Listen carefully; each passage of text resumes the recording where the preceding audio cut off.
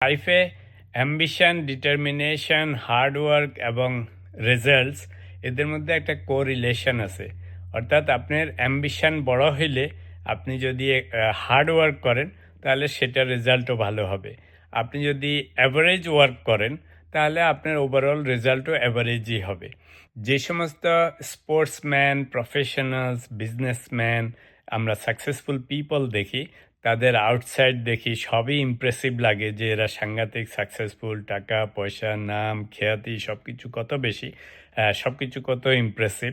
তো সেটা তাদের বাইরের দিক, কিন্তু ভিতরের দিকটা হচ্ছে এই পরিমাণ পর্যায়ে যেতে তাদেরকে অনেক অনেক হার্ডওয়ার্ক করতে হয়েছে এবং এখনও করতে হচ্ছে। তো সেই জিনিসটার দিকে তো আমরা অ্যাটেনশন দেই না। আপনি যদি বড় লক্ষ্য সেট করেন, আপনাকে কঠিন হার্ডওয়ার্ক করতে হবে সেটা অ্যাচিভ করার জন্য। হার্ডওয়ার্ক না করে তো বড় লক্ষ্য অর্জন করা যাবে না। আপনি যদি কমফোর্টেবল লাইফ লিড করতে চান তাহলে আপনার লাইফও হবে অ্যাভারেজ। কারণ অ্যাভারেজ পিপল কম কাজ করে, লাইফ কমফোর্টেবল। আর আপনি যদি কঠিন কাজ করেন লাইফ একটু আনকমফোর্টেবল হবে, কিন্তু আপনি অনেক কিছু অ্যাচিভ করতে পারবেন। আবার শুধু হার্ড ওয়ার্ক করলেই হবে না, স্মার্ট ওয়ার্ক করতে হবে। আর যদি শুধু হার্ড ওয়ার্ক করলে বড়লোক হওয়া যেত তাহলে ডেইলি লেবাররা হয়ে যেত সব millionaire, billionaire, right? You have to be smart, যে কোন জিনিস করলে আপনার জ্ঞানে, বুদ্ধিতে, কাজে, ক্যারিয়ারে সব প্রোগ্রেস হবে, সেই ধরনের কাজ করতে হবে। তো সোজা কথা হচ্ছে সব কিছু গাণিতিক নিয়মেই হয়। অর্থাৎ আপনি যে পরিমাণ ওয়ার্ক করবেন সেই পরিমাণ রেজাল্ট পাবেন। আপনি অল্প অল্প ওয়ার্ক করে বেশি বেশি ফলাফল হবে না। বেশি বেশি ওয়ার্ক করলে ফলাফল বেশি হবেই, কোনো সন্দেহ নেই। সেই জন্য যা কিছু করবেন স্থির করেন, মন ঠিক করেন যে আমি যেই জিনিস চাই সেই জিনিস যত কঠিনই হোক সেটার পিছনে লেগে থাকব। আরও একটা জিনিস, বেশিরভাগ সময় আমরা ভাগ্যকে দোষারোপ করি বা নিজের কম্পিটেন্সিকে দোষারোপ করি যে I am not competent enough or I am not lucky enough. আসলে লাক, কম্পিটেন্স, ইন্টেলিজেন্স এগুলি সবই হচ্ছে অজানা। এর কারণ হচ্ছে যে মানুষের যে পরিমাণ ইন্টেলিজেন্স আছে, যে পরিমাণ লাক আছে, যে পরিমাণ কম্পিটেন্স আছে, unless you do 200% of your own capability or your own competency or you use your intelligence, right? তাহলে তো আপনি জানবেন না কি হচ্ছে। তা আমরা কত সময় আমরা আমাদের 200-300% আমরা চেষ্টা করি।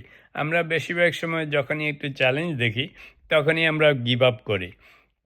তো যে কোনো লক্ষ্যে নামেন, সেটা ব্যবসা বাণিজ্য হোক, স্পোর্টস হোক, পড়াশোনা হোক, যে কোনো বড় জিনিস করতে চান আপনাকে সেরকম ডিটারমিন্ড হইতে হবে। চ্যালেঞ্জ তো আসবেই, বড় জিনিসে তো চ্যালেঞ্জ থাকবেই। যদি মানুষ চ্যালেঞ্জ দেখে পালিয়ে যেত তাহলে যে গাড়ি ঘোড়া, বিমান, রকেট, হ্যাঁ, দুনিয়ার যে যন্ত্রপাতি আবিষ্কার হচ্ছে এগুলিতে একবার ধরেই হয়নি, হাজারবার করতে হয়েছে, মাথার চুল ছিঁড়ে ফেলতে হয়েছে, তারপরে তারা এগুলিকে আবিষ্কার করেছে।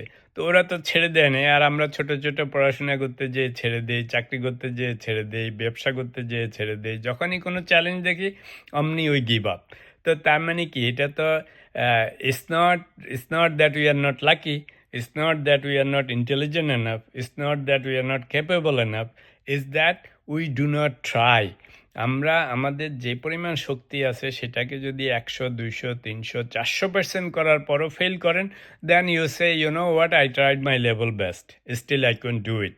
কিন্তু বেশিরভাগ সময় দেখা যায় যারা সত্যি সত্যি 200, 300, 500% ট্রাই করে দে নেভার ফেইল, কারণ you are so determine, you get it done. তো সেই জন্য ভাগ্যকেও দোষ দেওয়ার দরকার নাই, ইন্টেলিজেন্সকে দোষ দেওয়ার দরকার নাই। যদি কিছু মাথায় আসে, হুজুকে মাথায় আসলে কাজ হবে না, সেই জিনিসকে কঠিনভাবে ধরতে হবে এবং সেটার পিছে লেগে থাকেন, দেখবেন যে সাকসেসফুলও হবেন।